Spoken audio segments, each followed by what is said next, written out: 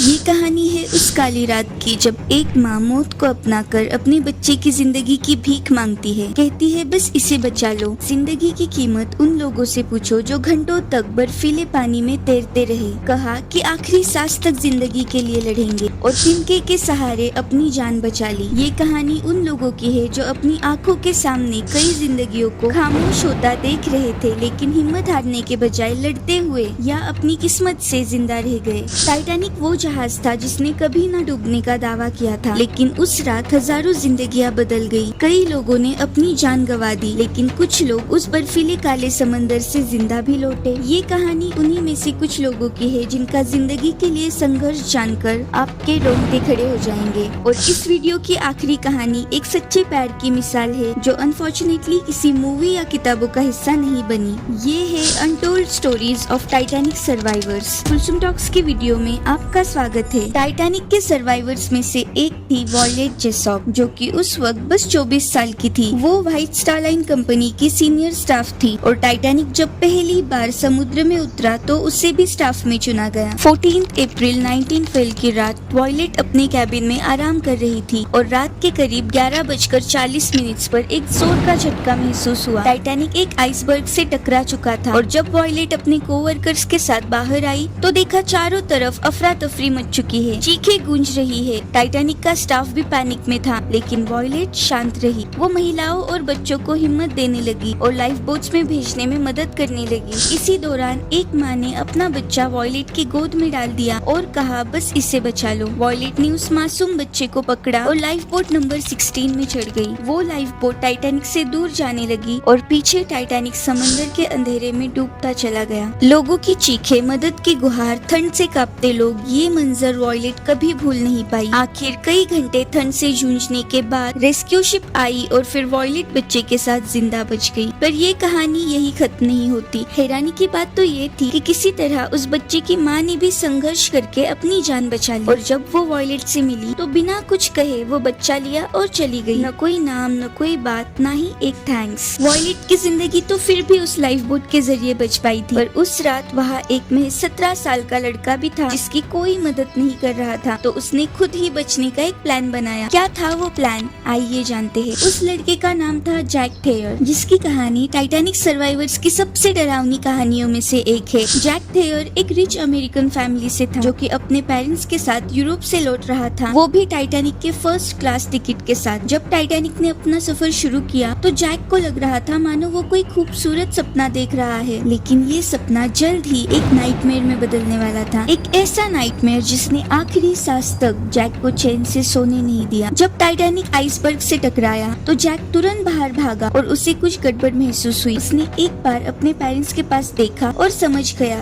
कि अब समय बहुत कम है। टाइटैनिक धीरे धीरे झुकने लगा था और लाइफ बोट्स को सिर्फ और सिर्फ औरतों और बच्चों के लिए छोड़ा जा रहा था। हालांकि जैक बस 17 साल का था, पर उसे बच्चा नहीं माना गया और लाइफ बोट में जगह नहीं मिली। तो उसने अपने एक दोस्त मिल्टन लॉन्ग के साथ मिलकर एक प्लान बनाया और कहा जब टाइटैनिक का पिछला हिस्सा पानी में जाएगा तो हम आखिरी पल पानी में कूद जाएंगे, तभी बचने का चांस है। अब टाइटैनिक का पिछला हिस्सा पानी में जा रहा था। लोग चीख रहे थे, पूरा अंधेरा छा गया था क्योंकि सारी लाइट्स भी बंद हो चुकी थी। जैक और मिल्टन लॉन्ग ने एक साथ छलांग लगाई, लेकिन अनफॉर्चुनेटली मिल्टन डूब गया और जैक को भी पता नहीं था कि कैसे मिल्टन डूब गया और कैसे वो बच गया। पर बस बच जाना उस वक्त काफी नहीं था, खुद को बचाए रखना ज्यादा इम्पोर्टेंट था, क्योंकि वो बर्फीला पानी इतना ठंडा था कि जिसमें 15 मिनट्स में ही इंसानी दिल काम करना बंद कर सकता था। पर जैक तैरता रहा और फाइनली उसे एक उल्टी हुई बोट दिखी जिसमें किसी तरह जैक चढ़ गए। अब जैक उस बोट पर घंटों बैठा रहा, भीगा हुआ, कांपता हुआ। वो अकेला नहीं था, उसके साथ 28 और लोग उस बोट पर सवार थे, जिनमें से कई वही जमकर मर चुके थे, लेकिन जैक जिंदा रहा। सुबह हुई और रेस्क्यू शिप ने उसे देखा। ऑलमोस्ट बेहोश, नीले होठ और हाथ सुन होने के बावजूद जैक को बचा लिया गया। पर जैक की कहानी कहानी यही खत्म नहीं होती। टाइटैनिक से बचने के बाद जैक थेयर कभी पहले जैसा नहीं रहा। उसके बालों में अचानक सफेदी आ गई और उसे PTSD हो गया। वो रातों को चीख कर उठता था, शायद उस रात के सदमे की वजह से जिसमें उसका दोस्त और पिता पानी में डूब गए थे। एक बात बताओ, अगर आप टाइटैनिक पर होते और आपको लाइफ बोट में जगह भी मिल जाती तो क्या फिर भी आप टाइटैनिक से दूर जाने की बजाय दोबारा टाइटैनिक के पास जाते? नहीं ना। पर अगली कहानी उस लेडी की है जिसने ऐसा ही कुछ सोचा था। पर क्यों,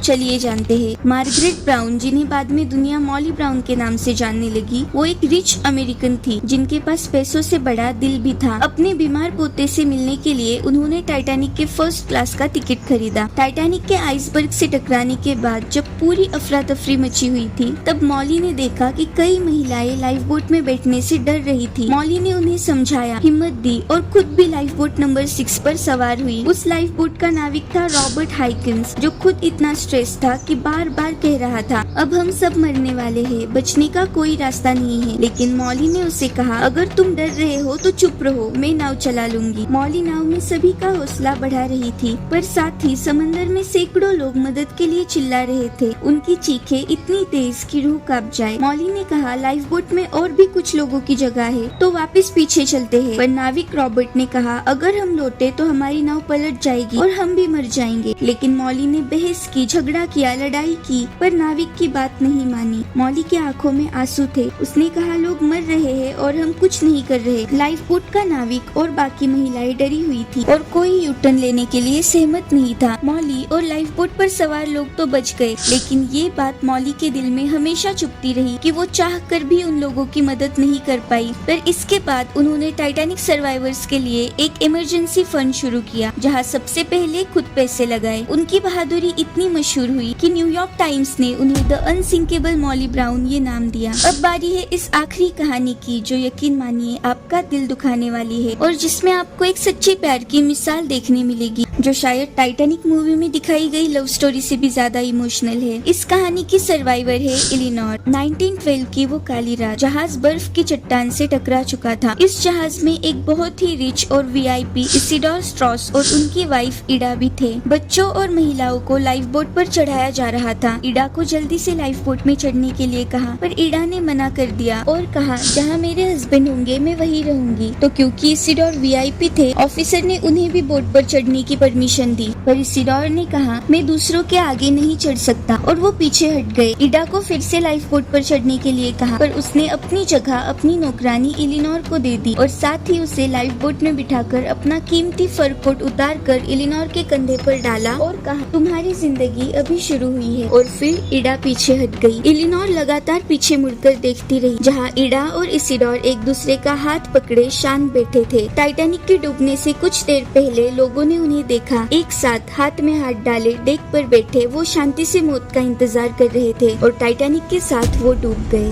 कहते हैं इडा का कोट एलिनोर ने अपनी आखिरी सांस तक संभाल कर रखा। वो कोट एक सच्चे प्यार की निशानी था, जो प्यार एलिनोर की जान बचाने का जरिया बना। इन लोगों ने उस दिन जो खौफनाक मंजर देखा, वो सोचकर भी रूह कांप जाती है ना। टाइटैनिक पर सवार 2224 लोगों में से सिर्फ 710 लोग ही बच पाए, जहाँ ज्यादातर मौतें लाइफ बोट्स की कमी और ठंडे पानी में डूबने की वजह से हुई। कुछ लोग बच गए, कुछ लोग हमेशा के लिए डूब गए और कुछ दूसरों को बचाकर खुद मर गए। टाइटैनिक की एक काली रात थी, पर क्या आप जानते हैं, ऐसी एक खौफनाक रात 1996 में हिमालय के सबसे ऊंचे पीक माउंट एवरेस्ट पर घटती है, जहां 8 लोग उस काले तूफान में हार कर हमेशा के लिए बर्फ में जमकर वहीं रह गए। आज भी उनमें से कई लोगों की बॉडीज को वहां आने जाने वाले क्लाइंबर्स खुली आंखों से देख सकते हैं। यहाँ क्लिक करके देखिए 1996 एवरेस्ट डिजास्टर की सच्ची कहानी। और अभी मेरा YouTube चैनल शुरू ही हुआ है, तो कमेंट में आपका फीडबैक मेरे लिए बहुत कीमती होगा। अगर ये वीडियो पसंद आई हो तो लाइक करके ऐसी और वीडियोस के लिए सब्सक्राइब करना मत भूलना। साथ ही बेल आइकॉन भी प्रेस कर दो, ताकि मेरी हर वीडियो सबसे पहले आप तक पहुँचे। मिलते हैं अगली वीडियो में। मैं हूँ कुलसुम और आप देख रहे हैं कुलसुम टॉक्स।